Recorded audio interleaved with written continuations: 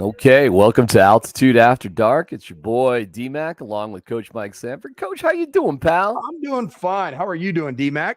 I am doing super wicked awesome, but I got to admit this Thursday night game, it's okay. Yeah. It's not anything special. It's just probably big return there for the Seahawks, obviously, but Did they take one to the house?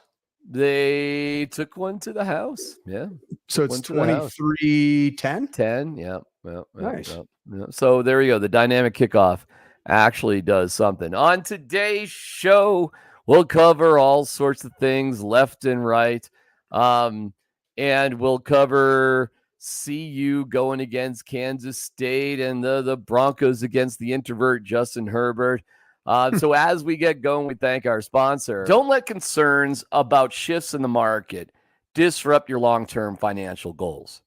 Edward Jones financial advisor Bo Smith can help. He'll work with you on an investment strategy for long-term results. Edward Jones could give you the tools and knowledge for a steady approach to hitting your financial targets. So get started by giving Bo a call at 303-758-8500 or visit edwardjones.com/Bo-Smith. That's BEAU-Smith. Edward Jones, member SIPC. You know what we saw this week, Coach, was a love fest between Bo Nix and Sean Payton. What'd you make of that?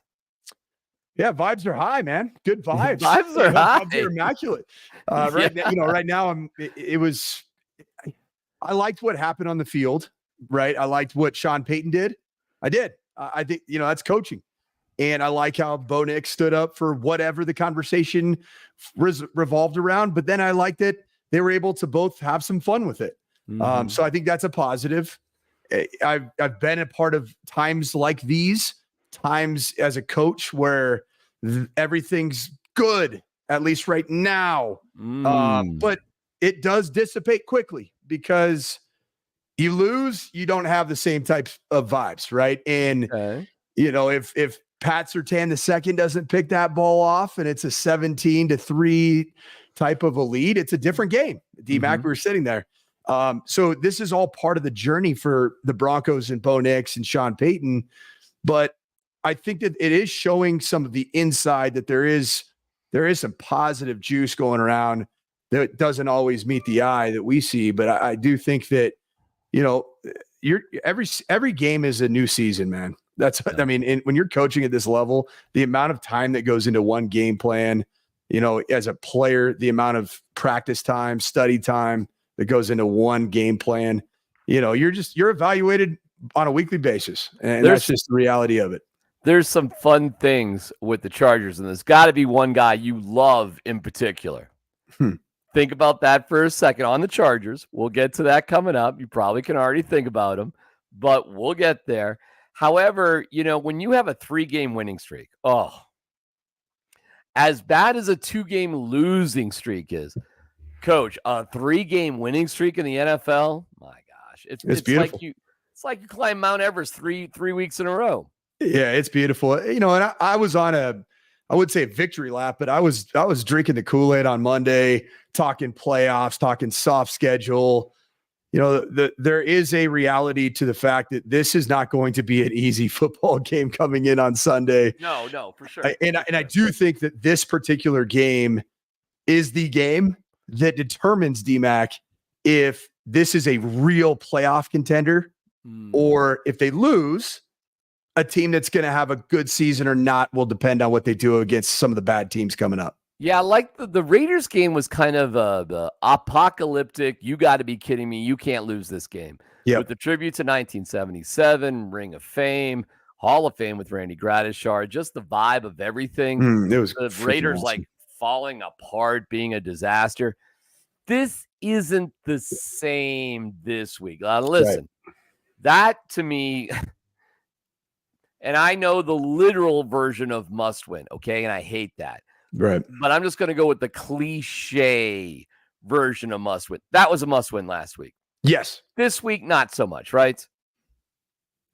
Depending on where the bar has been set. Playoffs, which I think are real. Well, this is a must win. well, if we're going playoffs, which is great to talk about, trust me, then I'd say the must wins, and I'm rolling my eyes, but the must wins would be this one Thursday with Spencer Rattler. Ooh. Because you have to win some games on the road, right? You got to win something on the road. Got Tampa, got New York. That's right. And if you can't beat Spencer Rattler in New Orleans and then the Carolina Panthers, and, again, hey, man, no easy games in the NFL. No, you're 100% right. But, dude, coming off a bye week, the Chargers had 7 guys who didn't practice on Wednesday, and they were still bumped up today. That's coming off a bye week, Coach. Yeah, it's interesting. That is interesting. I know this. I mean, Jim Harbaugh coming off a bye week is pretty dang good, man.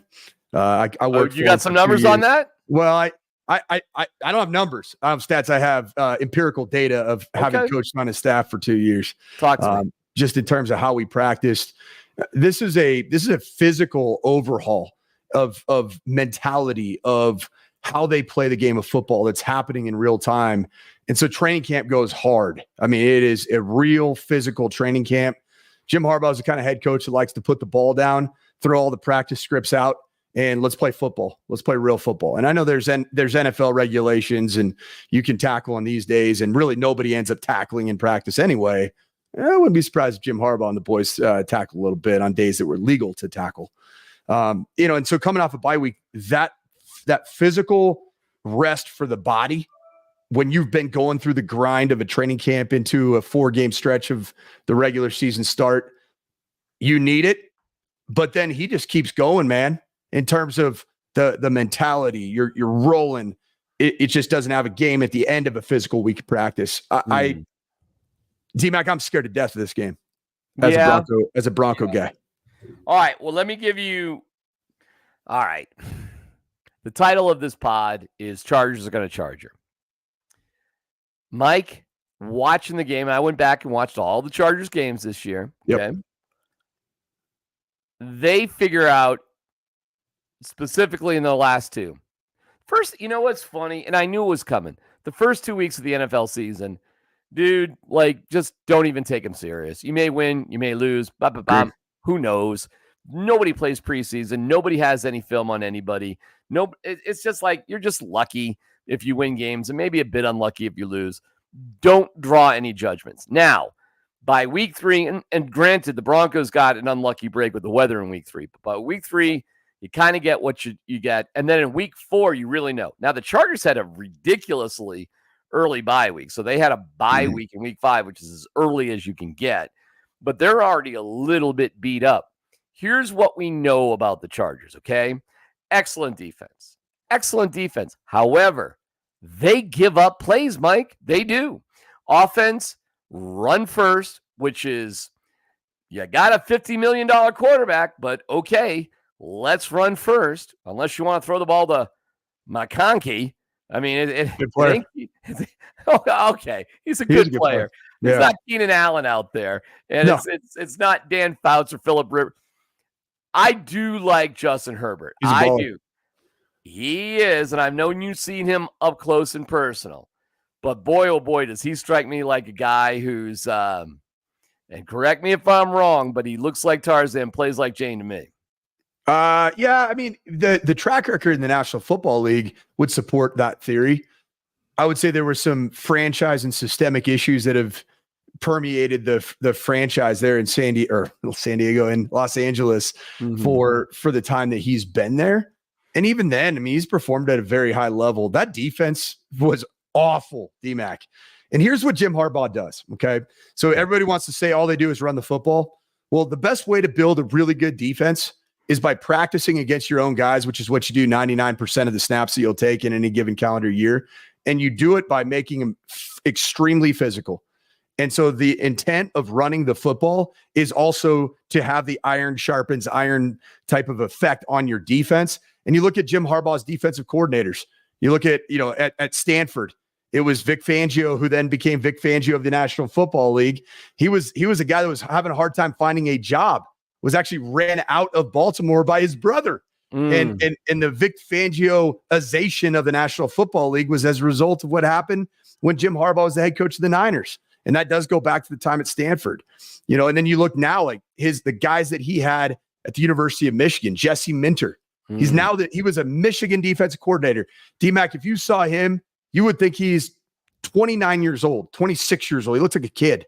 Okay. He is a great defensive mind. The other thing that he has that a lot of defense coordinators in the National Football League don't is real-time experience in defending these types of college concepts that are starting to seep into the NFL. Okay. I think this is going to be the most challenging game for Bo Nix, and I think that Bo Nix, to win this game for the Broncos, Bo Nix is going to have to play some big boy football. Yards per play. Chargers, 6. Broncos, 2nd. Points per game. That's the most important stat. Defensively, Chargers first, 12.5. Broncos, 2nd, 14.6. Rushing yards. This is all defense. Chargers, 6. Broncos, 10. Passing yards. Chargers, 10. Broncos, 5th. Interceptions, 8th for the Chargers, 6th for the Broncos. You see where I'm going here? And good defenses. A +5 giveaway takeaway for the Chargers. So why did they only put up 10 points in their last 2 games? Why did they, Coach? Yeah, good question. I think that they do lack the explosive playmaking ability. I think that Justin Herbert has been hampered by his high ankle, foot fracture, Liz Frank type, whatever it is. He's been hampered by it throughout the course of the year. I do think a bye week for him will bode well if you're a Chargers fan. I know nobody listening to us right now is, but I think this. I think that the identity of building yourself as a physical, I'm the bully on the block type of a franchise isn't always a beautiful path to bulliness. There are some ugly games. I experienced this at Stanford. Like we had Andrew Luck playing quarterback, a once in a decade college and pro prospect, maybe lifetime, and we were running the hell out of the football. We would get into 7 offensive line sets. I mean, that's what we did. But the great thing about it is that over time, man, you have to get a lot of commitment defensively in the numbers to stop that run game, because you keep creating more gaps with all the different people that you add to the picture. Those play action shots that you get are just pristine. And so it does take time to build that up. And indeed, the Chargers are 9th in the league in rushing the ball at 127 per, but points per game, Mike, they're 28th, 17 points a game. So despite a dedication and effective, relatively, rushing game, they're not putting up points. And this is where, Coach, the Chargers charger. That expression. And we've been saying that in Denver for a long time. Yeah. No, I know it. My dad coached there for 3 years. Despite the fact the Broncos have been mostly down, during even that down period, they've beat the Chargers. They have. It hasn't been like the Chiefs or the Raiders. They figure out ways. And what is amazing to me is that culture, despite changes in players, coaches, is really defined by ownership. It really is. So there are some weird common threads that pervade organizations despite personnel changes. It's weird. Do you have any opinions on the Spanos family? I think they're not. I'm hesitating to call them cheap, because it's reasonable to a degree that you would want community to support to build a stadium. It is. Yeah. It's reasonable. However, they're not billionaires, bro. They ain't like what we got here. No, it's different. It's a different deal. And so Orlando Franklin told me stories about when he went from the Broncos to the Chargers, that during training camp, they would go outside to like tents for like melting like cheese sandwiches or whatever. I ate in those tents when my dad was coaching at the Chargers. Oh, talk to me. You know what I'm talking about then, right? I do, man. And Orlando was like, what is going on here? It's Orlando. He talks kind of odd. But it's a different deal. I'm sure the Chargers have modernized to a certain degree in the last 10. I mean, for me, it was 1998 or no, it was 2000. Yeah, 99 to 2001. My dad was coaching at the San Diego Chargers, and I went to every day training camp. That's how I got to know Harbaugh. He was a player, and my dad was a receiver coach. Mike Riley was the head coach. That was a tough run for the Chargers. My dad coached those 3 years. The last season, DMac was a 1-15 year. Absolutely brutal. But I will say this about the Spanos family. I coached one of the Spanos nephews at Stanford. Okay. They are really good people. They're really good people. They're sure. Like, because there's bad ownership groups that are bad people, bad communicators, don't care about the people. Like, look at what Daniel Snyder did. Yes. A lot of Jerry Jones. There's a lot. I mean, he's not cheap, but in terms of there's always issues. Jerry Richardson in Carolina. Woody. What's my guy's name? Woody at Johnson in the Jets. Yeah, Woody got some problems, I think. But yeah, they're not that. I would say they're not of the wealthiest variety in a group of billionaires. No, they needed community support. They didn't get it. They're paying rent to play at SoFi. It's a little sad and pathetic, but okay. But that doesn't matter with the football. What's crazy is the Chargers Charger. But that doesn't mean the games aren't competitive and they're not close. I think this game is going to be far closer than the Raiders game. I got it. Like, I don't know. I think the Broncos are going to win. And I do think the Broncos are going to win their next 3 games. And we'll get to what that means in a second. But I've got it, Mike, 17-14, 20-17, 23-20. You know what I'm saying? Just a field goal difference, something like that. You? So a lot of my fear is based not on Jim Harbaugh. Like, he's just got this secret wand that he waves over a place. I alluded to the fact that it's a physical brand of football. He wants his teams to play like the bully in the neighborhood, which is, I think, an awesome thing in the game of football, because last time I checked, the toughest guy typically wins.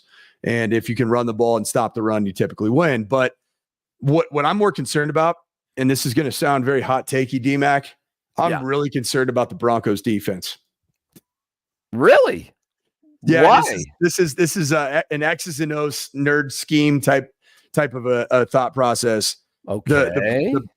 The Jim Harbaugh, Greg Roman, who's the offensive coordinator, the entire brand of what they do is predicated on gap scheme football. So that's power, that's counter, that's duo. Yeah. And then at times when he has, when Greg Roman has an athletic quarterback, or Jim Harbaugh, and that was Lamar Jackson, and that was big Colin Kaepernick, then they'll utilize the zone read part. They're not going to do that with Justin Herbert. Gap scheme football, when you keep adding extra tight ends, extra linemen to the picture, the biggest runs come off of heavy blitz looks and playing man coverage. Okay. So, like, we love seeing heavy pressure man coverage, because what happens is you end up collecting guys in those gaps that you're blocking down on. And there's not an extra level of run fit player if you block it right in front. And so the secret sauce to this point for the Broncos has been throw just a heavy dose of pressure, play a pretty high percentage of cover 1, which is single high safety man coverage. And typically that's 5 guys in the pressure package, sometimes 6, and or play cover 0, which is nobody deep. So if you block it up, it's J.K. Dobbins week 1 and week 2, and that's him going 60, 70 yards and then getting hot because he has no top end speed. I'm concerned about the run defense of the Denver Broncos schematically. Interesting. Well, here is Vance Joseph earlier today talking about the challenges of Justin Herbert and what the Chargers present. He's the same player. I mean, he's a big guy, athletic. He can make every single throw. He can scramble on third downs to make first downs, but it's a different system. It's a run first system. It's a 2-back system that most teams don't play with fullbacks anymore. But it's different for him. But it allows him to get a clean picture in the pass game, because to stop this unit, it's got to be a heavy box and single high coverages. So it cleans the quarterback's reads. All right, this brings me to one of my favorite topics. As you laid it out, your favorite Los Angeles Charger, go ahead, list his name. The ginger sensation, the Boise State grad, Scotty Matlock, baby. the two-way players, played last year as a defensive lineman, and now he's a 308-pound fullback for the Los Angeles Superchargers. What the hell? I mean, I saw this guy, and listen, man, I don't know why I haven't noticed him before. I don't know how much he's actually played, but like I'm watching Chargers tape, and I'm like, what the hell is that? Mm-hmm. And then I started getting a little Bo Nix excited, like that's what I want my fullback to look like. I mean, my God. So he was a very special goal line short yardage package. Like they would hand the football off to him at Boise State. I bet once a season, twice a season. Oh, okay. But he was he was an elite defensive lineman in Group of 5 football. I'm talking total ass kicker, total like just do everything. So Jim Harbaugh's got a history of creating almost this Travis Hunter type of mentality in a football player. It's just not at a skill position. It's at fullback, linebacker, fullback, D line. Do you remember the name Owen Marisic from Stanford? I do not. I'm sorry. Yeah, so he was a fullback, recruited fullback, had zero scholarship offers, only Ivy League opportunities. Comes to Stanford, starts at fullback as a true freshman at like 206 pounds. By the time he's a sophomore, Harbaugh wanted to make him a two-way player. He started at linebacker and at fullback, played the entire game. And I'm not talking running the whole game like Travis Hunter. I'm talking bashing his head into a wall at both positions the entire football game. And then, of course, where does he end up playing pro football? The San Francisco 49ers for Jim Harbaugh en route to a Super Bowl. This is a staple. Why Jim Harbaugh loves this type of guy? Because then he can look at everybody on his roster and say, that's what it looks like. That's a football player. You want to be a tough guy? It's not about your Instagram videos. It's about what you do between the white lines as a physical football player. And that's what he's creating right now with the Scott Matlock. And you know what? They're probably a year away. Probably. Oh, definitely. Which the Broncos can slightly take advantage of. It's a new approach. It's something different. And listen, I'm not discounting the game, okay? I think Harbaugh is a brilliant coach. I was all for Jim Harbaugh. I got the receipts on that one when it came to the Broncos. And, you know, it wasn't Harbaugh. It wasn't DeMeco Ryans. Third choice was Sean Payton. That's the way that went, by the way. That's a pretty good list of 3, though, isn't it? It was. They had it dialed in, man. They that's knew. A pretty damn good list. Yeah, it's a great list. And I'm happy that Sean Payton here. I am. But I saw this Scott Matlock guy, and then I see Boise State. I'm thinking, oh my God, coach. Do you have a picture of him pulled up or no? I don't. I'm sorry, I don't have it. But he is the ginger hammer, though, brother. Oh my God. Yes, he is. And it's just, I just want to give people a heads up when you watch the Chargers, the presence, the authority will be felt. But that being said, just because you're effective running the ball does not necessarily mean you're effective in scoring. And they may have some issues offensively similar to the Broncos. They may be like a real dynamic playmaker away. They lost Keenan Allen. They lost Eckler, who's from Colorado. You know, they lost these sort of guys. And McConkey's fine. But other than that, is there anybody in particular? You want to put him up there on the screen? I can do that for you right there if you want. There he is. There he is, bro. You got him up there, man. I got him up there. Yeah. That's a football guy right there, man. That is a football guy. This guy right here. I mean, just look at him. There you go. Yes. Look at him. That's him as a Boise State freshman. That's him at 18. Look at this guy, man. Oh my Lord. And then there's the Greek god right there. You know. Yeah. Oh, that's good. Yeah, let me get to Herbert here just for a second. A lot of people had good things to say about Herbert, and I got good things. Here's Joe Lombardi from today. Yeah, I think, obviously there's a incredible skill set there. I mean, his size, you really don't appreciate how big he is till you're standing next to him. Strong. Obviously the arm talent is off the charts. And then, he's incredibly hard worker, very smart. Football is very important to him, and he's a little bit of a perfectionist, and you just add all those things up, and you're going to end up with a great player. He is an introvert, though, and he spent an extra year in college, and it's always interesting, and he's not the first. Matt Leinart did it as well.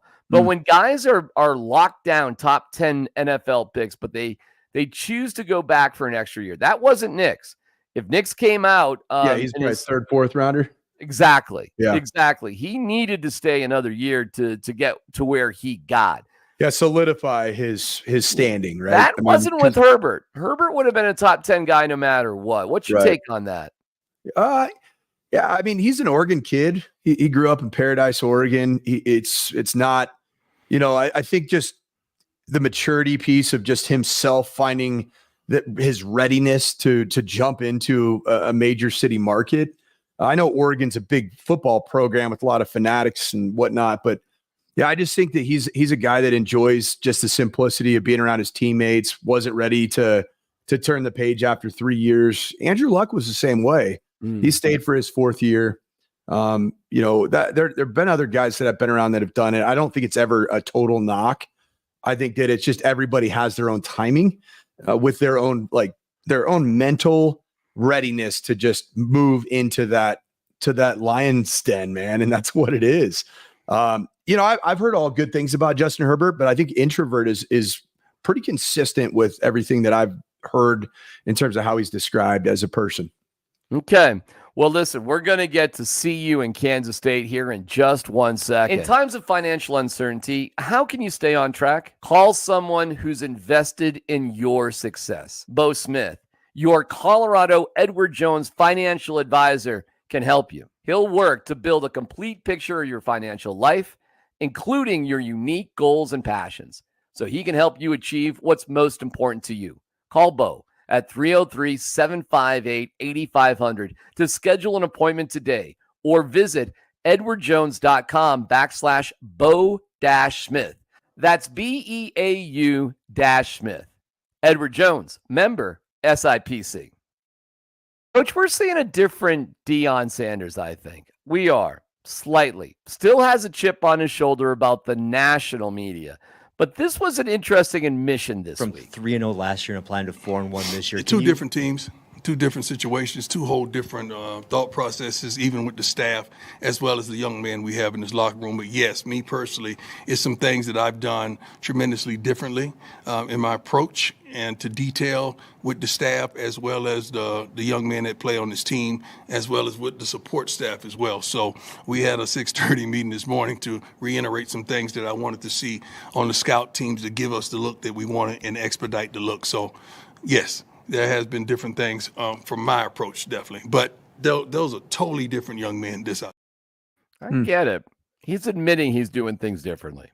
Yeah, and I don't know exactly what those are, DMac. Whatever it is, I give him credit for saying it out loud, though. I would not underestimate the time that he has spent with Nick Saban.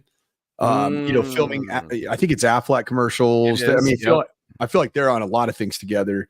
So they spend time together. You've heard Nick Saban talk about Deion Sanders as a coach, and those little kind of moments where you are around one of the greatest to ever do it, certainly the greatest to do it in the college game. I guarantee you that what Nick Saban is talking about to any coach he talks to, let alone Coach Prime, if he's asking for that, and those are those moments that you want to learn from a great one, and you want to emulate what they do. And I guarantee you, it's all about every single little detail. And I bet one of those things was quality of your scout team looks. Those are the guys that are typically walk-ons, third stringers, fourth stringers that have to emulate the upcoming opponent. And how fast they play and with what precision they play, it is only going to be effective in terms of preparing your starting units on both sides of the ball if the speed is right, the execution is right, and that can only come from the top. The head coach has to be the one coaching the heck out of that in terms of demanding that it looks the right way. And based off what I've seen through 4 weeks, I would say absolutely it looks like a different team. Liking and subscribing helps. Subscribe to whatever you're watching right now. We would appreciate it. Is Kansas State the toughest opponent that CU is going to have all year? If so, why or why not?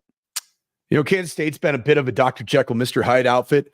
I watched their game against BYU, and they turned the ball over it like an incredible amount. You got to remember, Kansas State, Chris Kleiman's coming from the North Dakota State tree. This is essentially what you saw in week one. Mm-hmm. Typically, great execution, commitment to the run game, sound defensive football, but with way better athletes than what you saw against North Dakota State. Okay. I'm not going to say it's the best team because I think Utah, if Cam Rising's available, is, in my opinion, the best team in the Big 12, bar none. Mm-hmm. I just don't know the status of Cam Rising. It just seems like he's a game time decision every week. So Kansas State, if Avery Johnson, the quarterback, if he's making good decisions with the football and a part of a quarterback driven run game, they're a machine. They can be a machine in the Big 12. But if they're turning the football over, I think CU beats them. Okay. Hold on to your hats. And this is an interesting one. Kids had this week to decide if they were going to redshirt or not. Brought forth some interesting responses because Prime rightfully said, well, listen, man, some of these kids have played. They're playing, and they are Dion kids, but they're not primary right now. Big decision, right? Because if I redshirt, no more depth, and am I really sticking around? And Prime did question, like, why do I even have to practice these kids anymore? I actually think that's pretty fair, but these kids have to look out for their best interests now, Mike, with the NIL. Wow. Yeah, it is a different era, man. I thought you were going to run a video. That's why I got one coming up, but I want to get your response to it first. Yeah, there hasn't been much made of it, but a young man that I coached at CU in 2022 that started last year at safety. I think he's had an game sealing interception. I think it was against TCU or CSU. Trevor Woods. Mm-hmm. He's one of these guys that I believe I've seen a blurb somewhere that he's one of these redshirt guys. And he was a starting linebacker. He might have got beaten out this year, but I was just surprised by that. And there hasn't been much talk about that individual player. Well, I don't think that anybody who's healthy that goes to their coach for a redshirt is planning on leaving. That's what I would say. You? Yeah, I think that my understanding of this, like I am opting to redshirt, is that you then are ceasing practice and accountability to. That's what I understood it as. I mean, my impression from Prime this week is that these kids are still on the team and they can still practice. I hadn't heard that clip, but that does make sense because part of having a scholarship, right? If you have that scholarship, if you stop showing up, that's one of the ways that a university can non-renew you and cease that scholarship money immediately. And that's because you're essentially saying I'm not going to hold up my end of the bargain in this. So yeah, I guess they do on paper have to continue to come. That's wild. And one of the guys who was one of Prime's guys, coach, was Dylan Edwards. Right. And he's playing for Kansas State. What's it going to be like to face off against Dylan as an opponent? They changed their name to Dylan Edwards. That's what the team is called now, the Dylan Edwardses. We ain't playing against Dylan Edwards. We playing against a darn good football team, man. Dylan just happened to be on their team. I love the young man. I love him to life. I really do. And everybody who leaves here in the right manner, as well as just leave, period, I want them to be successful. I have never wished wrongful or bad things on any young man or woman in my life or any of you all. I want you to be successful, and I want you to find your purpose. If you find your purpose and you understand what it is, you won't hate on me. You won't hate on your neighbor, your friend, or your family member. So Dylan made a tremendous choice for he and his family, and I support that 100%. I just hate when guys make those decisions and they leave and they shoot back at us. If you going where you're going, you don't shoot back because you're so focused on where you're headed. You ain't got time to turn around and shoot back. So I thank him for not being that guy. And you sure you miss college football, coach? I never said I did. Never said I did. It's insane. It's crazy. I get to be on awesome live stream podcasts with elite athletes like yourself, man. Why would I want to be around Dylan Edwards that runs a 4.1940? Dylan Edwards. So Was there no pettiness? I can't remember. I thought there was a little Dylan Edwards pettiness. I did too, but I can't I could be quite wrong. remember it. It's I so hard to keep it all in order, man. Like, and I'm not talking about CU. I'm talking about college football. Right. Like let's talk about DJ Uyunglele. Like, is he even the starting quarterback at Florida State anymore? Like, it's like, what the frick? These guys are going to 3-4 schools. It's impossible to keep it in order. Yeah, and Rick George, his. It's so funny hearing Rick talk this week because, hey, the ski team, hey, the soccer team, hey, the cross country team. I'm like, oh, yeah, you got to do that too. Right. But it all rides. Not only does it all ride with football, but it really does ride with Prime staying there. Well, look, we hope that Coach Prime finishes his career here. I think he can do significant things for us long-term with longevity. And so, for us, and I think Coach would sit here and tell you that he and I are on the same page about where we want this program to go. It's not a short-term fix. We want to set it up to be sustainable for the future. And I think what he's done has been incredible. I like the culture that he's created. I see it on a daily basis with his student athletes and his coaches. And like I said, I like where we're at. We've got a lot to do still moving forward, and we're on the same page on that. CBS mock draft had Travis Hunter going 1 to the Patriots and Shedeur going 3 to the Browns. I'm going to tell you this. Can't wait. God, can you imagine going to those two places right now? Well, dude, congratulations on being good in college. That's what happens. Dude, that's so bad. But Drake May is about to be the quarterback of the future. Travis Hunter is a Heisman candidate, if not one of the most spectacular players ever. And Shedeur really is good for him, man. I don't think it's an ultra strong quarterback class, but he's 1 or 2. I don't know if there's much. I think it's weak as hell. I think it is absolutely weak. Minus, honestly, Shedeur Sanders. Mm-hmm. Who else? Cam Ward. Yeah, Cam. I mean, I love Cam Ward. Cam Ward's the kind of guy I would love to coach. My God, does that guy? He's got a long way to go and take care of the football. Milrow, you know Milrow? No on Milrow. I like Milrow. Quinn Ewers. No. Not Quinn Ewers. And then Carson Beck. No, we're not. No, we're not on Carson Beck. Dude, I will say this, and I argued. Yeah, I would say argued because this guy's been studying this way longer than me, but I disagreed maybe silently disagreed when I was at the combine with Jeff Legwold. I thought this was a ridiculous, like I'm talking. Yeah. What is it? 1980, 83, 83. Yeah. Well, it's shaping up to be 83 in 2018 right now, but yes. Yep. And I'm telling you this still, like the only guy that I think is going to be a total bust is Drake May. Okay. The only guy that I think is going to be a total bust. Could be wrong. I'm cool. But I'm with you. I'm with you on that. I think May took the easy way out with North Carolina. Mm-hmm. It was too comfortable for family reasons, whatever. I don't like that. You know what I like? Yeah. I like Peyton Manning going to Tennessee, bucking family tradition because he sees things his own way.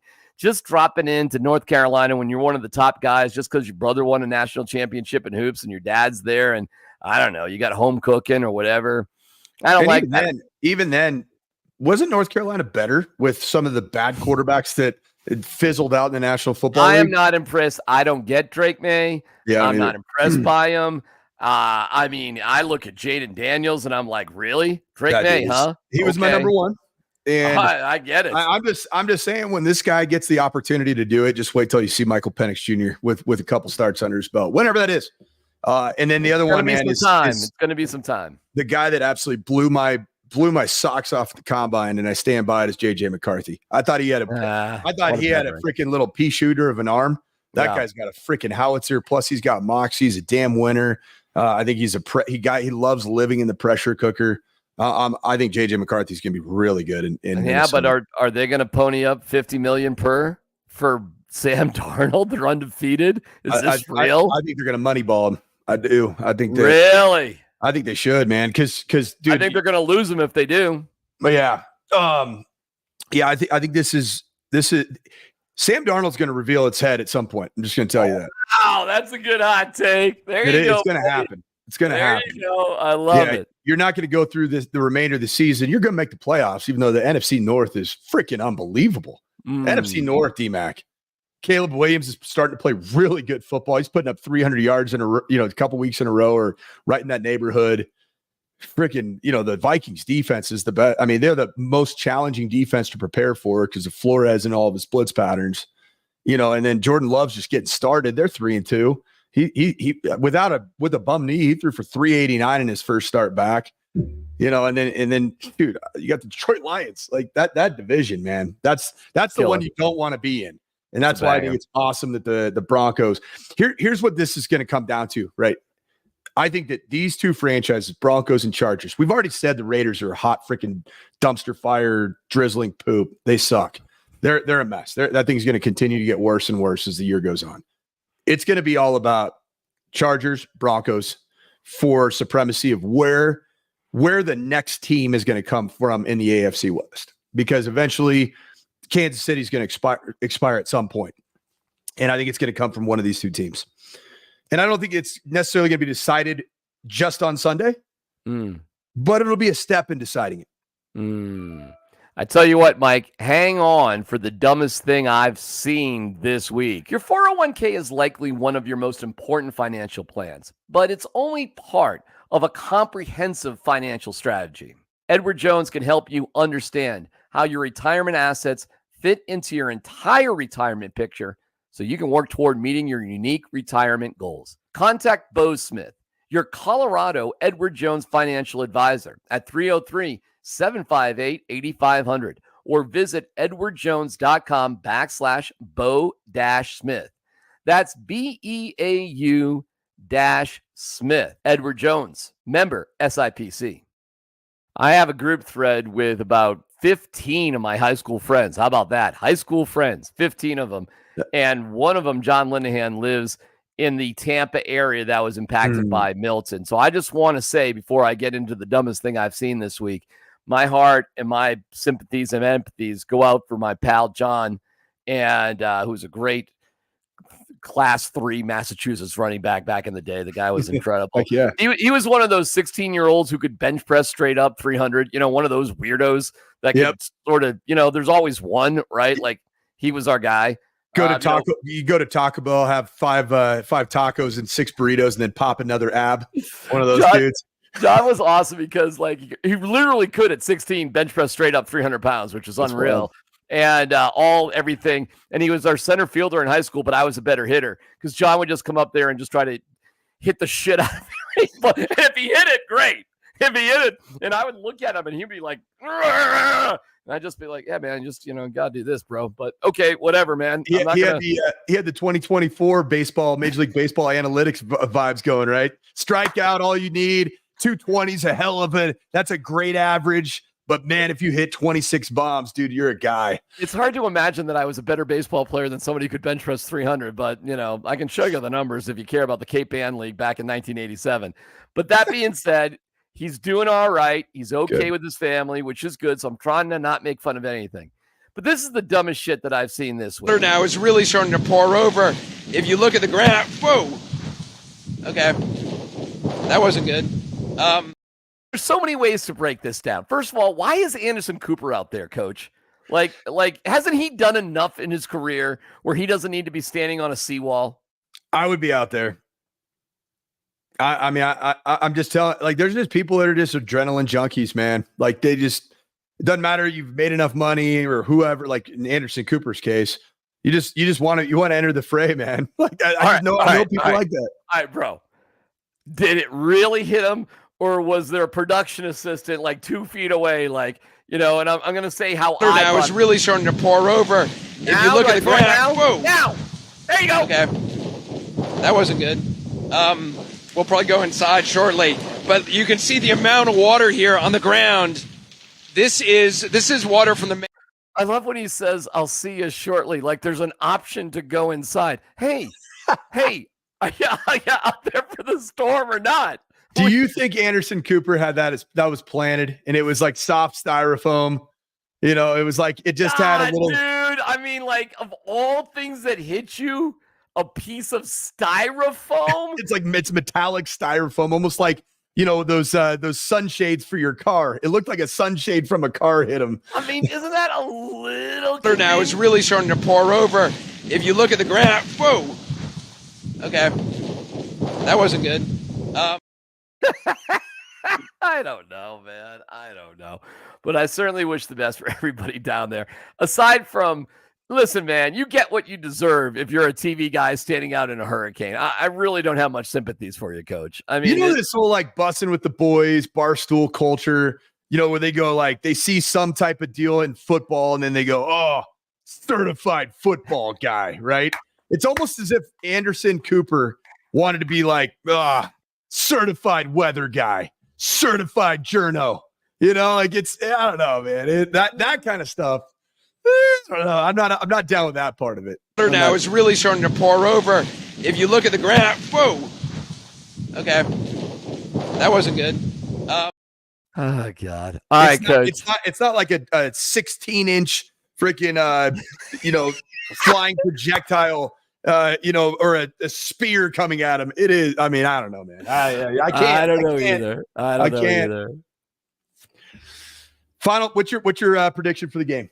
My game prediction. I just say Buffs win because I don't know the college game as well as you do. So I'll just say, hey, rah rah, Buffs win. I got 2017 Broncos beating the Chargers. You?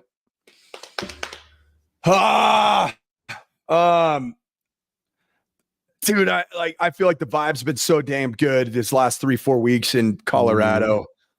And I don't know if it's just because I went 1-11 in Colorado as a coach. I just feel like I don't know, man. The matchups, I don't love the matchups. I'll say that. It's all right. It's all right. But dude, it's going to be one hell of an environment for Kansas State, man. Yep. We're talking super 100%. Sauced up. I mean, that is a 8-20, 30 kick. I mean, I hate those, dude. I freaking hate them. I get it, but that is going to be one hell of a crowd, brother, when that ball goes in the air. Yeah, especially if the game's good. But yeah, it's just going to be. These are two teams that are visiting Kansas State and the Chargers that are like run the football outfits. And I think that other than North Dakota State, I don't think CU's played a team that is a real run the football outfit. And they both play good defense. So I think it's going to be a challenging game. Both of them are going to be challenging games. Pick it, dude. Don't be a wimp. I think that the state of Colorado, including CSU, goes 0-3. CSU has San Jose State. Ooh, yeah, San Jose State is kind of the real deal. They're playing well. Yeah. All right. I'm scared. DMac. I'm scared. You're picking a tough weekend. I mean, listen, I'll lean towards whatever you think about college, but the pro game, the Charger's going to charge you, Mike. I've seen it so many times. Charger going to charge you. So that's it. I hope so, man. I freaking hope so. Well, listen, we'll be sitting there together, and then later on Sunday night we'll be back at it for Altitude After Dark. So we really appreciate everybody watching. There will be a little tear in Coach's eye watching Matlock answer another case of beating the crap out of somebody. Those are the murder mysteries he solves. That's Matlock CSI, Boise State. Heck but yeah, we'll have it covered for you as we always do on Altitude After Dark.